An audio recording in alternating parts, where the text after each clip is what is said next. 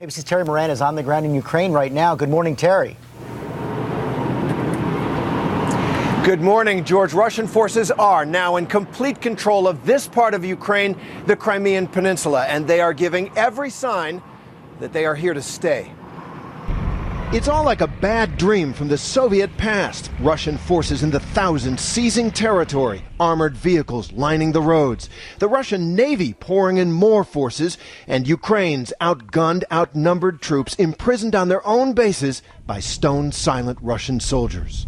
The big question now, will Vladimir Putin get away with it? Secretary of State Kerry told George Stephanopoulos there will be a tough response from the U.S. and allies. You know, Russia may be able to invade Crimea, but in the end, Russia will isolate itself. Already, the markets are punishing Putin with the ruble, Russia's currency, plunging to all-time lows. But the deed is done, and here in Crimea, most people have welcomed the Russian troops, rejecting the pro-Western revolution in the other half of their country last week. It's calm on the surface.